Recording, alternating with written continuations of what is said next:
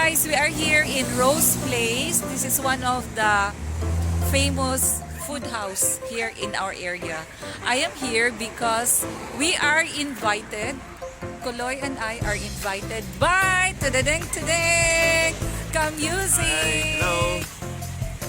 You will know the reason why he's inviting us when we get there. Okay, let's go.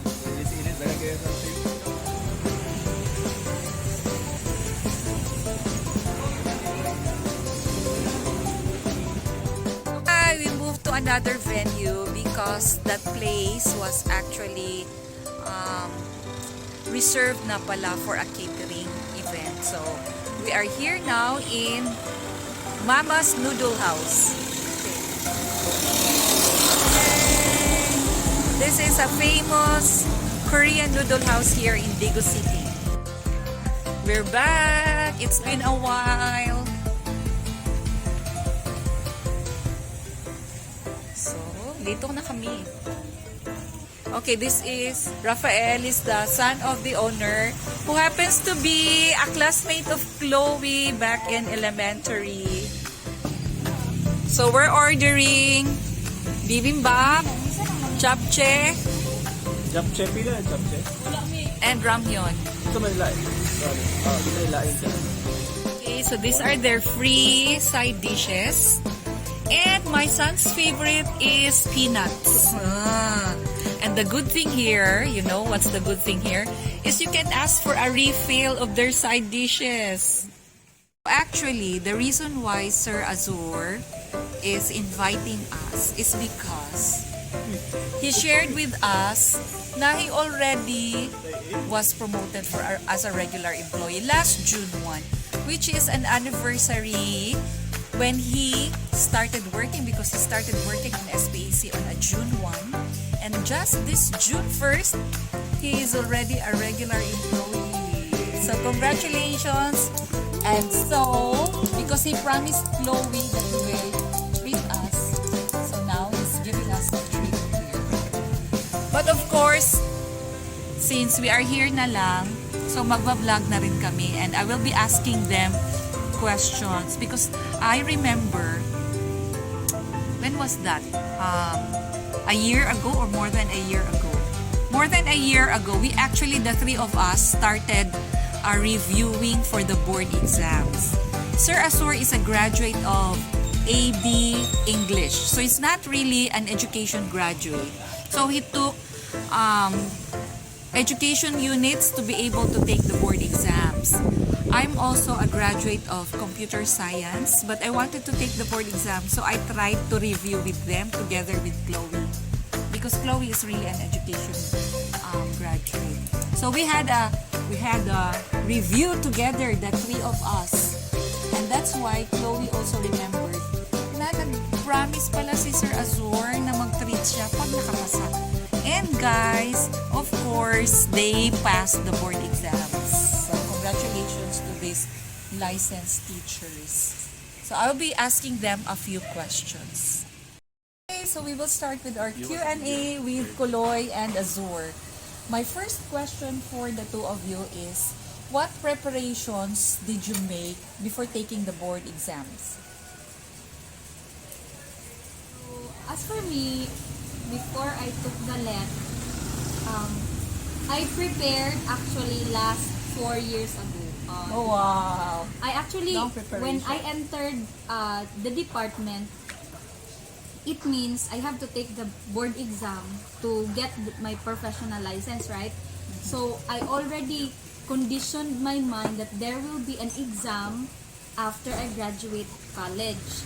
So it's not a very thorough preparation actually. It was just a mind setting that I will be taking the LET. So I tried my best as much as possible to get into my class, to really digest, understand the lessons, so that when the licensure examination comes, I will not find a hard time digesting new topics or like that.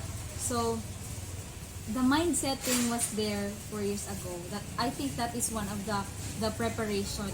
The good thing that I think have made a difference why I have passed the LET. One of the preparation as well is my preparing your documents as much as possible. Now kasi marami ka talagang dapat gawin prior to taking the LET. Like you have to register yourself to the PRC, online registration, tapos you have to see to it that you are complying all the documents, so that kasi pipila yan before ka makakuha ng slot, like appointment slip. So you have to make sure that you have all the documents that you need, all the requirements that the PRC is requiring you, para hindi masayang yung time mo na magpunta sa PRC. It will take another like for example, mag-online register ka muna, tapos after the online registration, bibigyan ka nila ng appointment, then the appointment, pupunta ka sa appointment mo, na stipulate dun sa appointment slip, tapos you have to bring all your documents na. So you have to make sure, in preparing for the LET, you have to make sure that your documents are already intact and complete. So, what happens if may lacking documents ka? If you have a lacking document, tendencies are you already have signed in or registered yourself, pero pag wala yung complete documents mo, papabalikin ka ni PRC. So, on another time. On another may time. Reschedule ka. Pero, unfortunately, pag na-reschedule ka, matatagalan pa kasi meron pang appointment ahead of you. Yung mga prepared na sila. So, you have to really make sure that the documents are already there. Tapos, make sure na your school, you get all the documents yung sa school nyo. Anong tawag doon? Yung mga important documents like the TOR and all the stuff. Okay. So, that's one of the preparation. And marami pang preparation actually, like in every aspect, physically, emotionally, you're prepared na you will be taking the LET. Tapos, mentally talaga, yung what you are like reviewing. Like that. I think that's a very important point for LET takers na you have to prepare yourself not after the graduation. Even while you're still a student, because you know that you're going to take the exam, you have to prepare in advance. You have to make sure that you have your notes intact, and then very important, your documents, because I tried to apply with them, but because my documents are lacking, I still have to process it from my previous school. So I was late, I was delayed together with JB, and we were not able to really register with them. Okay? So how about you, Sir Azur? Thank you, no? Ma'am Kuloy. It was really a comprehensive kanang explanation. So detailed ba? So sa akin naman, I never anticipated na I would really land as an LTT. Because first and foremost, when I was back in college, again, as what Ma'am Ann had mentioned, that I was not education major. So I would really anticipate that in college or later when I would graduate, I would only take masters and I would be teaching in college. That's what my anticipation before. But when I taught in senior academy, this particular in SPEC, so of course there is a need that I would really get an education subjects, because in the first place I am not an education major. I am AB English graduate. So therefore, since it was really needed, or it was necessary for me to get education units, so I get education units in SPAC for 18 units so that I would be qualified to take the LET. So fast forward, I was able to comply all the requirements for that 18 units, so I got grades and it really qualified me to take the LET. And then my preparation was only for mga parang 4 months. Not 4 months. So, because when I was studying education, so siguro 1 year lang ang aking preparation. So, but of course, it was never easy in my part in preparing my LET, because to tell you honestly, I had 33 units of load Teaching load. Yeah, teaching load. So I taught the entire day, and at exactly 5 p.m. I also had my review. It was really difficult on my part to balance everything. So I would probably sleep around 1 a.m. in the morning, 2 p.m. 2 a.m. So, but I really, thought myself na I can do this by God's grace. Wow. I admire Sir Azur because imagine teaching 30 units of load of teaching, 30 units teaching load, that's too much. You have to do a lot of preparation in school. And imagine you were doing that, and that year he even got the award of best teacher. I can't imagine how you did that. Wow, you're so amazing, huh? Okay, now my question, the next question is, how did it feel waiting for the board exam results? I believe that, of course, there are a lot of mixed emotions, mixed feelings while taking the review. Okay, there were difficulties, but then after taking the board exam, what was the feeling waiting for the result? Actually, when before I took the licensure exam, hindi ko nasali yung kanina sa pag-explain, yung very important, I think that is the very important part in my preparation time for the examination. And that is, di ba I have mentioned mindset about the exam, that there will be an exam. Kasali na po yun sa mindset, kasali na dun sa mindset, yung belief ko na God will really help me in taking the exam. So, when I had my yung mga graduation time na, we are already informed na we will be taking the let, and these are the things that we need to comply, because that is one of the isa po yun sa mga subjects that we will be taking before we graduate. Fourth year subjects namin, kasali doon ang let preparation or let review while we are still in college. So after after my graduation, I had that preparation na mag-mindset na maniniwala ka sa sarili mo that God will help you achieve achieve high rating in the exam. I have this mindset na to make it to the top, to be on top of the examination, because tendencies are, kung hindi ako matatop 1, at least matatop 2 ako. Tapos kung hindi ako matatop 2, at least top 3. Kung hindi matop 3, at least nakapasa. So I have that mindset before the examination. While we had the examination na, grabe, yung kaba sa heart mo, like hindi mo talaga mapigilan yung sarili mo na nakakabahan ka talaga. There was kaba, tapos upon waking up, parang out of thought ako, anong susunod kong gagawin, like nanginginig pa yung kamay ko na sumakay ng jeep at sumakay ng sasakyan papunta ng school kung saan ako take ng exam. Tapos yung parang tense ka. Para sa akin normal lang siguro yun nangyari, kasi nang matanong ko yung mga ibang kasama ko, ganun din po sila, kinabahan din sila. So yun yung nangyari while on the examination. Aside sa kaba, yung kahirapan ng mga questions, like slowly it's getting intense, yung parang From easy to difficult talaga, yung habang tumatagal lalong hindi sumasarap. Hindi siya kagaya ng habang tumatagal. Lalong humihirap.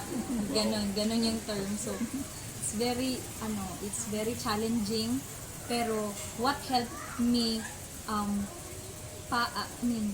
get through it, like natapos ko yung exam, it's because of my belief in God that He will help me get through it. So after ng take ng board exam, after I submitted my last set of test papers, nafe-feel ko talaga sa sarili ko na thank you Lord kasi natapos ko yung exam tapos wala akong regret. Grabe ako maka-shade. Isa po yan sa mga tip na dapat natin i-put in mind when we take the licensure exam. Hindi natin masyadong i-darken yung sheet para if ever we have realized something na mali pala yung answer natin, then we want to change it, we can still erase it.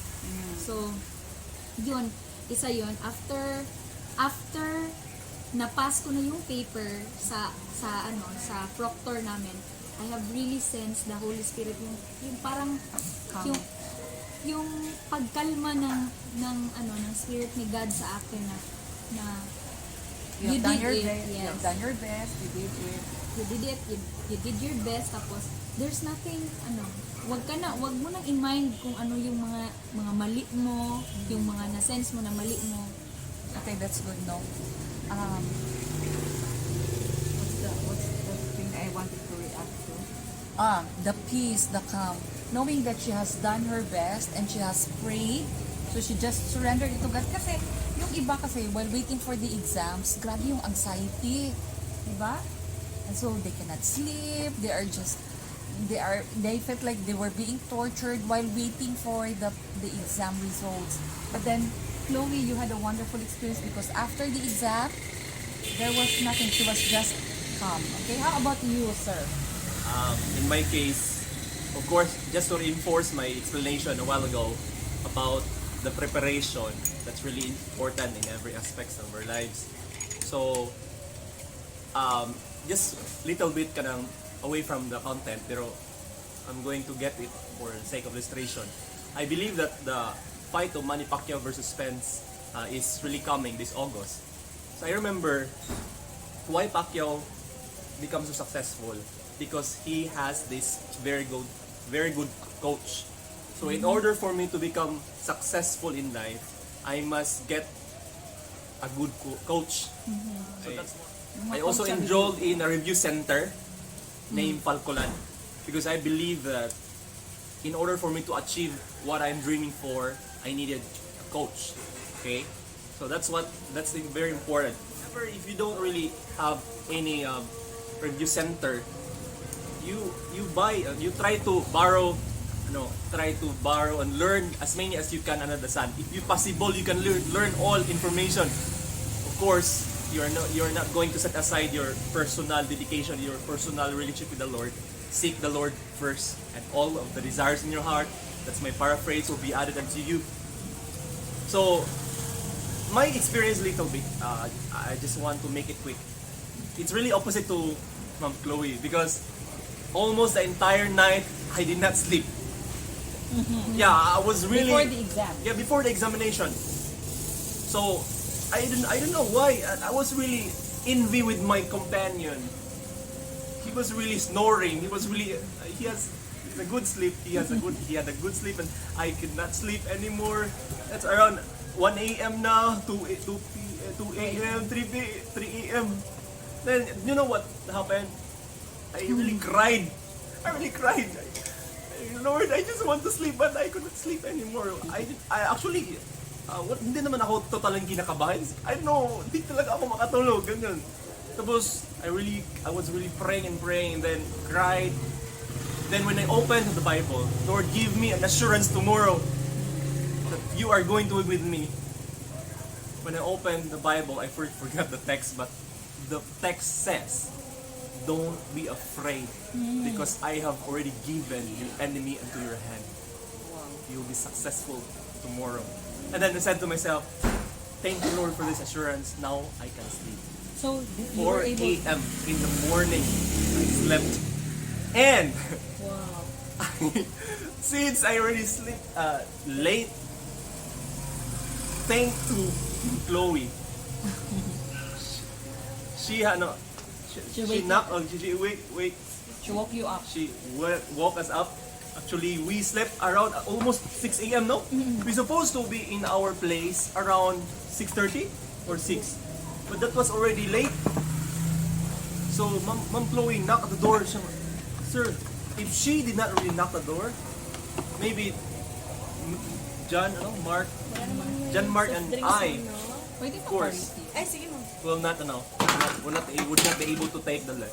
But So thanks to Ma'am thanks to Ma'am Chloe. Chloe. Yeah. Because I have sense na I thought they are already prepared. Yung feeling ko na parang they are already prepared na ba kanina pa kasi wala akong walang Yeah, that's not the problemang case. na-arise. Pero pala, hindi pa pala sila gising. Tulog pa kami noon. Tapos, sabi ni Chloe na 6 a.m. na, we were in panic, and then of course we reached to our assigned room at exactly around 10 a.m. in the morning. So when I took the lead, since the Lord gave an assurance, I did not really feel any pressure. Parang na-overconfidence ako doon. I was really enjoying the examination. No pressure during that time. Wow. And it seems that, I was really singing. Actually, the tips, I also, You saved the tips. later na lang, because sorry. I will ask you So for what this. I did is, I was, of course, after I've done my first page, answering the first page, so of course, palagi akong nagpe-pray, bawat page, yun akong sabi ko, yung first ko na ginagawa ko is every item, nag-pray ako. Pero marami naman akong prayer magagawa nito, so by page na lang. Tapos, at the end of the day, Kuloy really witnessed that I was really glorifying the Lord. Thank you, Lord! I didn't have any pressure during that time, and I was really blessed. So in short, Was really after the exam, like the anxiety was Yeah. before the exam. After the exam, there was just calmness. Yes. Even while taking the exam, Yes, in your even case. myself. So No before pressure at we all. continue, our orders have arrived. So we have bibimbap, ramyun, what's that other one? Fish cake? Tteokbokki. Tteokbokki. Okay. So we will now pray for our food, and then we will continue with our question and answer later. So, Kuloy, can you please lead us in prayer? Let us pray. Thank you, Lord, for the blessings that you give unto us, this bounty. Very this, invited us to this food. Thank you for never leaving us forsaking us. The promise that you will always supply our needs according to your word. And so, Wow, nice experience. And I like what he said, like, you also need some mentors. And actually, they both enrolled in a Same review center, the Falcolan Review Center. Yeah. And the good thing with them is, I don't have time na kasi to enroll. Gusto ko lang sana is mag-self-review. But the good thing with Sir Azor, he volunteered to come to my house every Sunday, right? And he would bring his materials and he would give me a quiz together with Kuloy. And I learned from them. Sayang lang, hindi ako nakatake kasi nga hindi ako nakapag-register. Hopefully, I can still take the exam in the near future. Because as I have mentioned, I'm a ComSci graduate. But then, sa SPEC din kasi, we are allowed to take free 3-unit class every semester. So over the years, I have accumulated more than 24 units of education subjects. So yun. So I am actually, I think, qualified na to take the exam. So we will continue with our Q&A while eating. So next question. Makikita niyo rin dito kung paano kami kumain. Yeah. Ganon kami kalakas kumain. Yeah. Mag-enjoy lang kami ha. That's one thing for the preparation too. You have to be physically fit in taking the exam. Eating the right Okay, now so I think we will move to the tips. What okay. can you say to our friends, mga students na Ako na. mag-take ng board exam? First, so that makakaya na ako. Thank you. so See, much. tingnan nyo. Another Nag-refill batch sila. Because naubos na namin yung first na sir. Okay. Thank you. So, sige Sir Azur. Yung sa akin naman is, be positive talaga. Luke 1 verse 37, nothing is impossible with God. So there is no negativity, you can really find that text. So therefore, you must be positive that the Lord is going to help you. And that reality, you're going to work also your dream. Gusto mo makapasar, gusto mo mag-top, then you're going to work hard. Yung akin namang ginagawa is, in my case, I find it very effective is like this. I write all information I learn in the review or when I read the book, yung mga keywords, yung mga mga important data, sinusulat ko talaga yun. Anong ginagawa ko? I paste it in my yung mga walls ko doon sa ceiling. So may mga post-it notes. Mga posting notes, mga marami talaga yung mga bond paper na na post doon. Halos siguro buong kwarto ko na napuno na ng mga papers. At aside from that is every day ko binabasa yung mga notes ko. Then while I'm also reading, ni-record ko yung mga binabasa ko. Tapos even wherever I may go, so palagi kong I always heard my recorded yung mga information na kahit saan ako pupunta, parang I really live to it ba. The point is, if you wanted to become a doctor, you must act like a doctor now. So if you wanted to pass the LET, you are going to really act as if you already had passed the LET.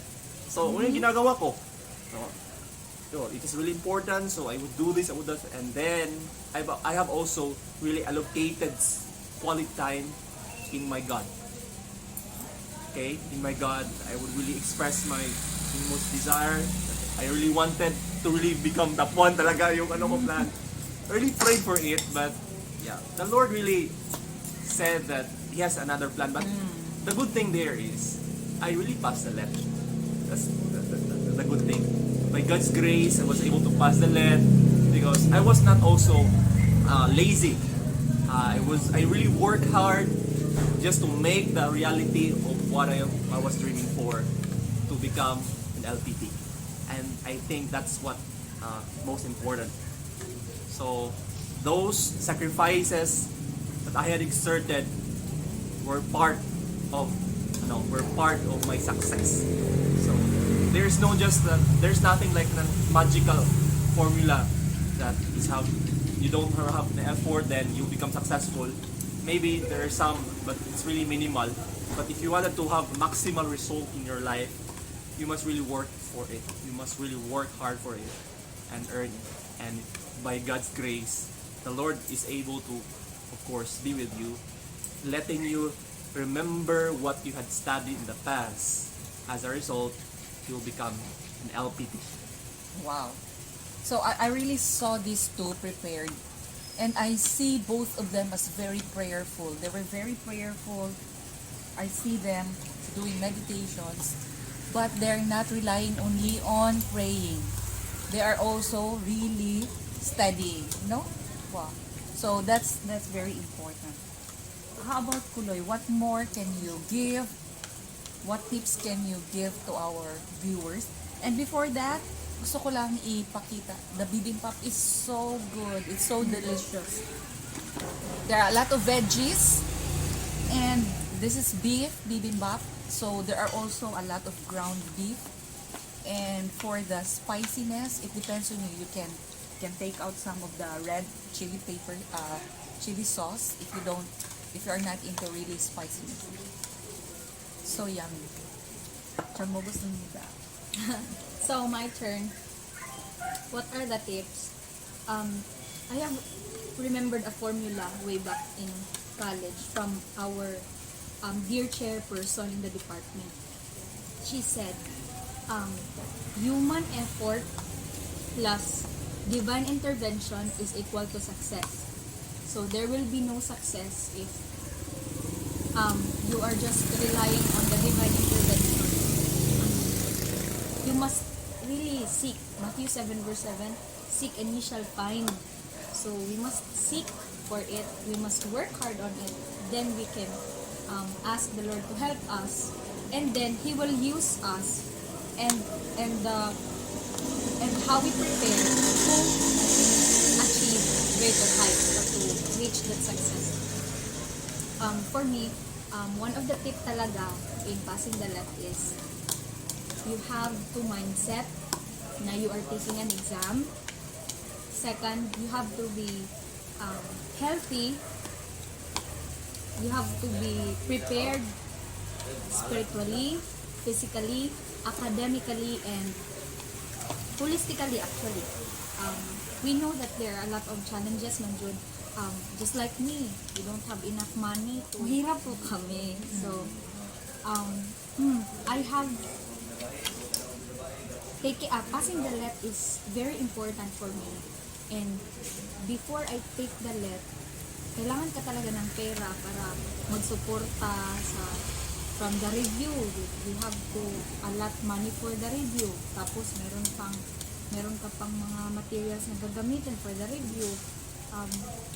Anyway, the Lord will provide. He promised that He will provide, and He did to me in very mysterious way. So I praise the Lord for that. So hindi magiging hindrance yung kahirapan para makapasa ka ng let. Like for example, hindi ka nakapag-review, it's alright. You still have the chance to review on your own. Ako nga, I actually didn't finish my review. Yung review center ko, it's actually sponsored yung review center ko. That's why I had the chance to, I had the privilege to start to have FPRC or Falkulan Twins Review Center as my coach, and then I never completed the review days. So hindi po ako nakatapos ng review days. Naka-attend lang ako ng final coaching actually. Tapos it was actually the divine intervention of God na nag-fulfill sa kung ano yung kulang na napuput ko, or the energy at ano yung na-invest ko. So yung kulang ko na investment, the Lord provided it because we asked for it. I claimed Jeremiah 33 verse 3 that time as well, at saka Proverbs 3 verse 5 to 6. Those are very inspiring promises from the Lord. You have to claim it kasi nga you want to pass, so you have to claim it. You have to mindset also na there is a possibility that you can pass the let actually, para hindi naman yung grabe yung pagkalugmok mo after hindi ka nakapasa. You have all the expectation tapos hindi lang pala ako papasa. Actually hindi talaga totally positive yung mindset ko na makapasa ako. I also have this reservation na like 10% sa mind ko na in case na hindi ako makapasa, I have to accept na ganun yung nangyari. Tapos I have to be positive lang. I have to take the let again kasi we don't know yung bigger plans ni God. Pwedeng mag-answer siya ng yes sa prayer natin, pwede din siya mag-answer ng no, pwede din siya mag-answer ng wait for us.